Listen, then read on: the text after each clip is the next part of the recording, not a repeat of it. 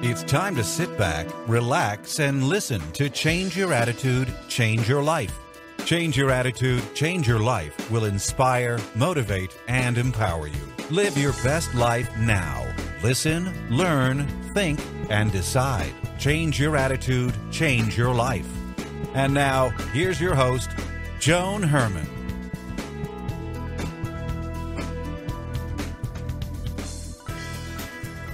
Welcome to Change Your Attitude, Change Your Life. You're listening to us in your neighborhood from coast to coast and around the world. Thanks for tuning in. I'm Joan Herman, author, speaker, and your host. Change Your Attitude, Change Your Life brings you interviews with some of the most inspirational and influential people in the world. It's our goal to educate and empower you so you can live your best life now. Thank you for taking time for yourself, and thank you for letting us be a part of your life. We have another great show for you today. Joining me is author and speaker Karol Ladd, who believes that we should never underestimate the power of a woman's influence. According to Karol, women have leadership qualities that can impact culture, and now is the time for women to lead with love and integrity. Karol is here to talk about leadership principles and attitudes that you can build into your own life. Karol is the best-selling author of more than 30 books, including her newest, Positive Leadership Principles for Women, 8 Secrets to Inspire and Impact Everyone Around You. Welcome, Karol. It's so nice to have you with us today. Oh, I'm thrilled to be with you, Joan. Thank you for having me. Karol, your book, in the beginning of your book, you talk about a recent survey of over 7,000 leaders from high-performance companies, and in this survey, it showed that women outperformed men in 12 out of 16 leadership competencies. Now, I'm sure this is something you and I both knew, but it's very nice to have a survey validate what we already know. Exactly. And women were ranked higher than men in areas such as taking initiative, problem solving, building relationships, driving for results, and practicing self-development. Why do you believe that women are naturally wired for leadership? You know, I see women as women who think deeply, we feel things deeply, and we live passionately. Women have a heart and a passion for different causes, and so this makes them a great leader because they're stepping forward. They don't just look at something and go, oh well. they take initiative, and they step forward because of that internal passion and that intuitive nature that they have, that they see a problem and they want to do something about it. And I think the problem lies, in my opinion, is that what you're saying is absolutely correct. But women have this belief that leadership means they have to be the CEO of a corporation. They don't realize that they're leaders in their home, in their community, in their church, in anything that they do on a daily basis. So that's why I liked your book so much, because you take what we do innately and you're showing us that we really are leaders and may not know it. Oh, I agree so much. You know, I think that often we don't see ourselves in this leadership role. To me, one of the greatest leaders in our nation is moms in their home. Yeah. They are leading the next generation. They are impacting the next generation. And so if every mom saw herself as a leader, oh, what an important impact that could have on our society. But also just leaders in our community. We need to recognize that we are leaders in our culture, leaders in our neighborhoods, making a difference wherever we're placed. And I think so much of this, Karol, comes down to the fact that women tend to focus on their shortcomings. They just don't have the confidence. If that's the reason, we focus on our limitations rather than on our potential. Why do you think we do this? And do we do this more often than men, in your opinion? Yes, I think as much as women have these innate qualities of leadership, we also have the rather difficult quality of tending to focus on our negatives. And often in our minds, we become consumed with our negative qualities or what's wrong with us. And so I address that in the book as far as the importance of changing our focus and recognizing that God has equipped us, each and every one of us, with certain qualities that allow us to impact our culture. And so it's important for us to build on those positive qualities and manage around the weak ones. All of us have weak qualities. But the one thing we recognize is that God is sufficient, and He has given us His sufficiency, and we are able to accomplish great things as leaders in our communities. And the interesting thing is that what you just said is something that we're taught, and it's what we know, and many of us believe, and yet we let fear govern our lives. We're so afraid of stepping out and fulfilling a dream or going after that leadership role, and maybe we're talking about in a business setting, that we just get frozen. We let this fear take over. So do successful leaders have strategies to eliminate or manage the fear that they feel? Oh, yes. You know, you are so right, Joan. Fear can grip our minds, whether it's just little worries or anxieties or big, giant fears that grip us and steer us from being the leader that we were meant to be. And so it's important to identify those fears and recognize, oh, I've got these fears or anxieties rolling around. But then to move past those and to change our focus to look at what we can do and what are the possibilities, what are the opportunities, and what is the hope.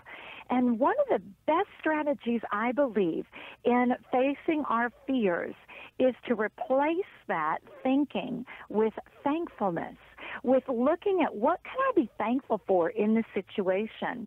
In fact, I've begun a practice every day. Every day when I wake up, I write down at least 5 things that I can be thankful for. I usually go way past 5 things, but I begin with just a list of 5 at least, and I try and be thankful for something that is difficult in my life, to recognize that God can use even these difficulties to achieve a greater purpose.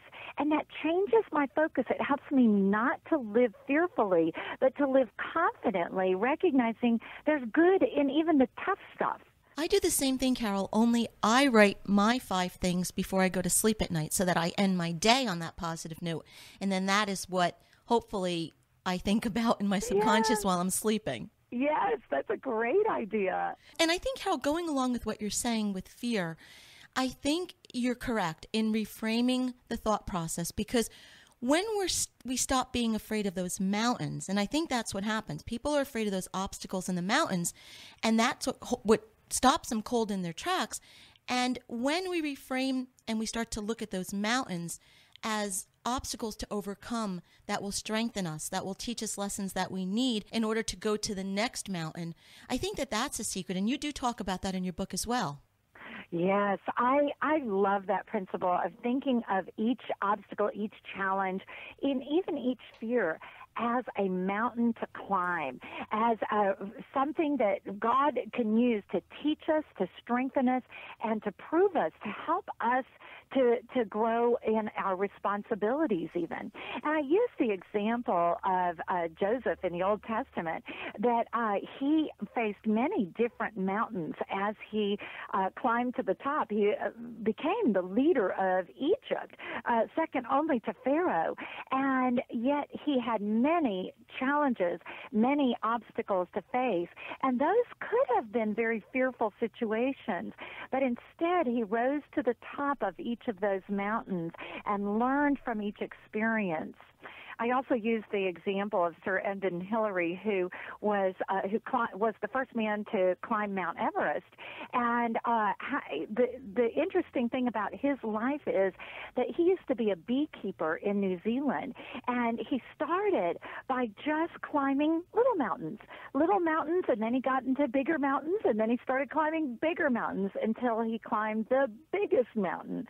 And that's a great example for each of us to recognize that some of the little mountains in life are preparing us for bigger ones. And I think it's also important to keep in mind that a lot of times when we go to start something, we take on that big mountain. We take on Mount Everest to begin with, rather than going after the little mountains as he did. Yes, it's important to see that, yes, we need to climb and get a good practice in climbing the smaller mountains before we conquer Mount Everest. And we may not like climbing those smaller mountains, and it's not easy to do. You know, I don't want people to think this is easy. This is not easy, but it is. It really is the key to moving forward. Yes, and I think sometimes we get discouraged in the mundane activities, the things that we think are no big deal mountains. I think often we're prone to think, well, this is just meaningless work. And if we can see each work that we do, each job that we do as not mundane or meaningless, but something that we can use our gifts and talents, we can grow through this. And even through the difficulties, we can grow through and learn servanthood and learn different qualities. Joseph learned great lessons as he served in the prison in Egypt. He was learning resourcefulness and servanthood, which prepared him for the bigger mountain of being in charge of Egypt. So, Karol, learning some of these qualities that you're speaking about, from your research, what are the qualities of a good leader? It's important that it's funny. I've learned through the hard way the qualities of a not so great leader. Okay, so what are those? Let's touch on those first. Yeah, well, some of those are often gossip or unwillingness to take initiative or fearfulness, actually. Just being somebody who's consumed with their fear can really create a difficult leadership situation instead of a positive one. So in order to be a great leader, I think there are certain qualities. Number one, they have to be willing to be a servant, willing to serve and serve others, maybe in some of those mundane tasks. We have to have a heart of love, to recognize that we love those people that we are serving, those people that are following us as a leader, to truly love them with patience and kindness. We need to be a good communicator, to communicate well, to really reach into their hearts and understand them and understand where they're coming from. And then we need to be inspirational. We need to inspire by our own example and by our core beliefs, and be inspirational by serving and working hard ourselves. So being a good leader, to really sum it up, is not making it all about you. Oh, that is so true. You're right. That could sum it all up. If we think that leadership is all about us, then we probably ought to step off that platform. Mm-hmm. It is really about the people we are leading, and most importantly, about God's power and strength pouring through us.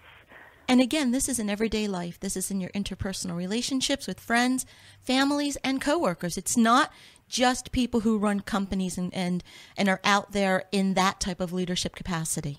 Oh, yes. Oh, I think that is an important thing for each of us to recognize, is that we are leaders no matter where we're at. And it's often we think, oh, I'll wait and really step it up when I'm finally in a big leadership role. But, if we can see the importance of leading right where we're at, just in our own community, whether it's church or neighbors or friends or family, just to recognize the power of our own example. Karol, what are the 5 words that you believe are among the greatest motivational ones ever uttered? Here they are. The Lord is with you. Those are possibly the greatest motivational statements ever uttered, because that gives us that confidence to recognize that we are not alone. And often as leaders, we may think we are standing alone because we think we're having to stand up for some principle that nobody else is willing to stand for. But we need to recognize that we are not alone. This gives us courage to recognize that God is with us, and He will help us. He will give us strength, but He will be our companion through the difficult times. And we see that in every leader in the Old Testament. God told Moses, don't be afraid, I am with you. Joshua, don't be afraid, I am with you. He told Deborah, don't be afraid, I am with you. The battle is mine. He told Daniel recognized continually that God was with him. Even in the lion's den and even through the difficulties, he recognized that God was with him. What a great, powerful statement. And that sometimes is probably where we fall short, because we lose the faith. I mean, faith is sometimes, it's the most difficult thing that you have to maintain. I mean, look at Moses. You brought up Moses. God's telling him, I'm with you. He's standing right there before him, and yet Moses was afraid. He was saying, how, what do I say? What do I do? And he saw God, and yet he was afraid. So, it's a very difficult thing to do. It is a struggle. It really is. And yet God's antidote to that fear, to that lack of courage and confidence, was to continue to remind Moses, I am with you. And God continued to want Moses to know that truth. And I think when we finally grasped that truth, Moses heard it, but I don't think he really grasped it until he stepped into it, until he stepped in there and started allowing God to work through him. I don't think he really grasped that miracle of knowing that God was with him. And I think that when we do grasp that, when we truly get the picture that God has not left us, that he loves us and that he is with us, it gives us great strength. And Joan, I think that comes not from the busyness of life or continuing to just listen to another sermon. I think it comes from having still alone time, taking some time to be alone and still with the Lord and really praising him for who he is and thinking about all that he can do and all he has done.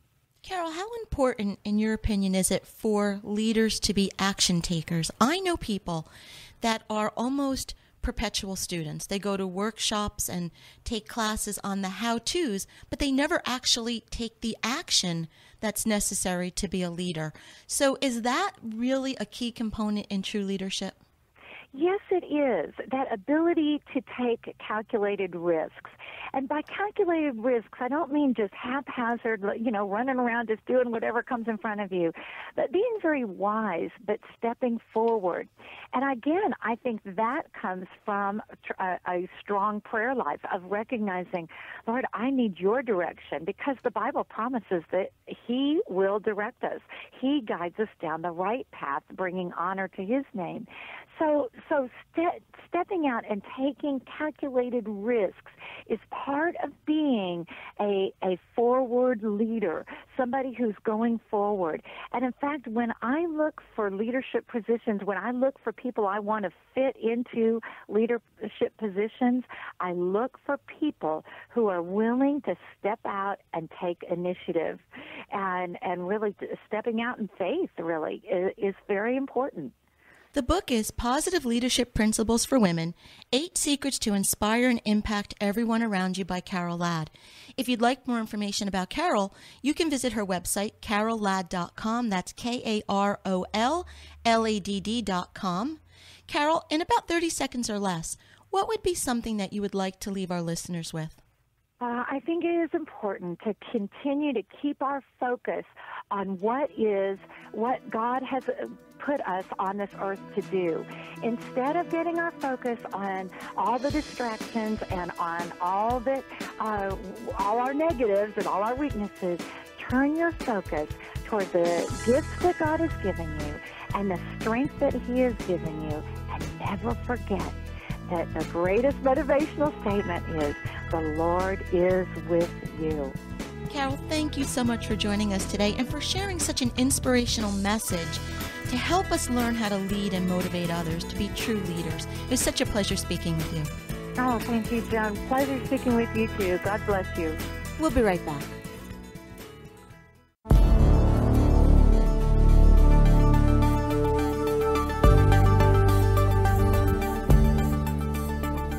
It's time for this week's Medical Minutes. Joining me today is Dr. Michael Cotton, the founder of Higher Brain Living and the creator of the Higher Brain Living technique. Welcome, Dr. Cotton. Thanks for joining us today. Hi, Joan. Great to be here with you today. Dr. Cotton, stress is killing us. It is wreaking havoc on our physical and emotional well-being, but you say that Higher Brain Living provides the opportunity for us to get rid of stress. Before we get into your program, please provide a basic understanding of how the brain works, the lower brain versus the higher. What are the functions of each area?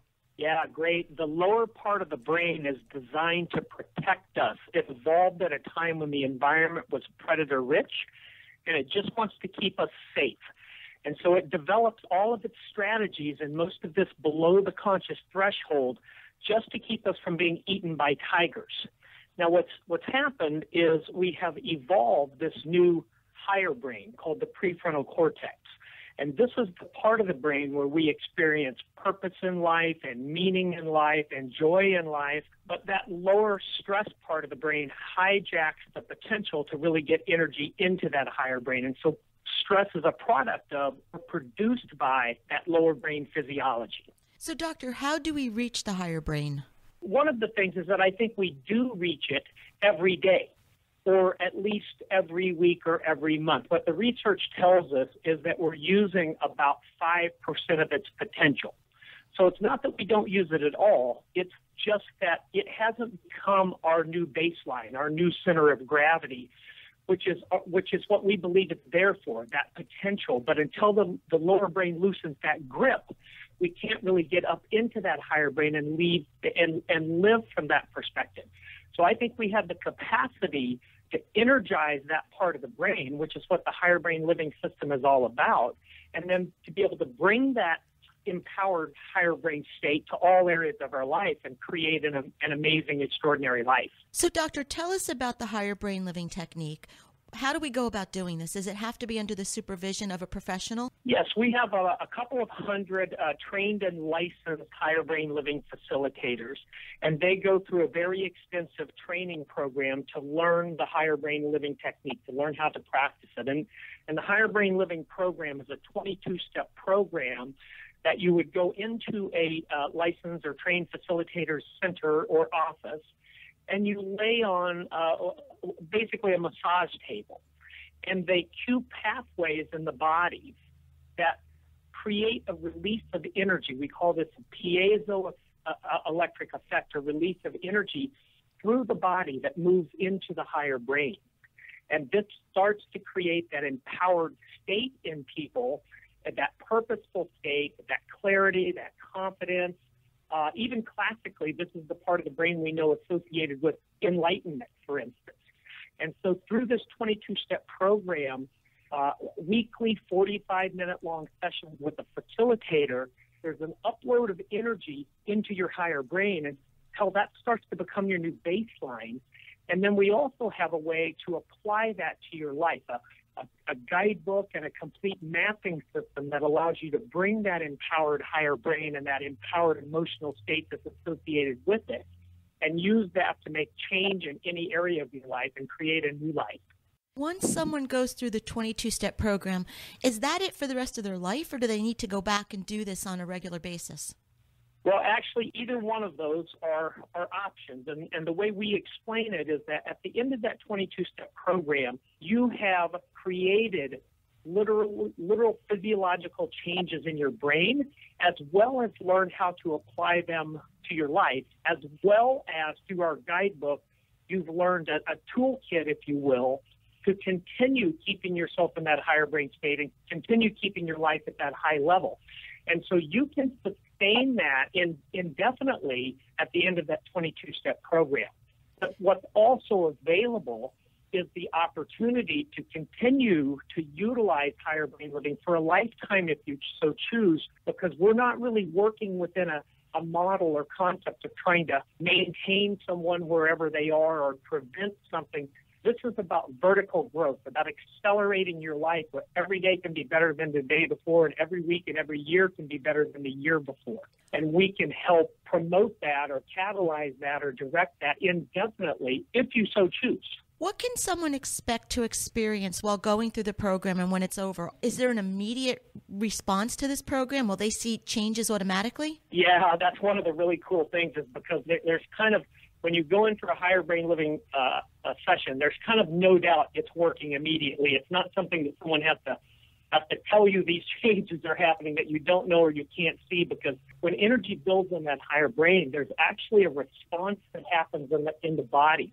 That there's a feedback mechanism that your own brain starts to engage to pump more oxygen up to itself and more energy up to itself. And you'll feel this sense of this, what we call a salutogenic breath, of this breath expanding and moving through your whole body. And it's not a sense of you learning how to breathe differently. It's a sense of almost like you're being breathed, like something is breathing you, and every cell in your body is moving with this breath in almost a rhythmical wave-like function, and it feels amazing, and it de-stresses the whole body and the whole mind. And so most people will feel that response on the very first Higher Brain Living session that they have. If you'd like more information about Dr. Cotton and Higher Brain Living, you can visit higherbrainliving.com. Thank you, Doctor, for being here with us. My pleasure, Joan. Thank you. We'll be right back. Did you know 40% of youth pitchers experience elbow pain during a season? This is Dr. Michael Gross from Active Orthopedics and Sports Medicine. Spring and summer are upon us, and millions of the boys of summer and girls will enjoy the excitement and hopefully fun of organized baseball. Increasing participation rates, multiple leagues, and emphasis on organized supplemental training contribute to an alarming rise in overuse injuries. One common overuse injury has earned the nickname Little League elbow. Too much throwing is the major contributing factor to this condition, so prevention includes limiting the number of pitches thrown, but prevention also includes limiting the type of pitches thrown, off-season conditioning, proper warm-up and stretching, and correction of improper mechanics. When injury does occur, early diagnosis and treatment are key. Little League elbow starts with pain on the inside of the elbow while pitching that goes away by the next day. Complaints of pulling, popping, and tightness may accompany the early symptoms. Tenderness and swelling may develop as the injury progresses. Soon, the pain begins earlier in the game and persists for several days afterwards. Eventually, any attempts at throwing cause pain. In an attempt to keep playing, young athletes may not complain. Parents and coaches should be watchful for any signs that suggest pain during or after throwing. Young athletes should know that play through the pain is never good advice. If there is a suspicion that a problem is developing and the pain persists despite rest, ice, and over-the-counter NSAIDs, then an orthopedist should be consulted. For more information, visit activeorthopedics.com. I'm Dr. Michael Gross from Active Orthopedics and Sports Medicine.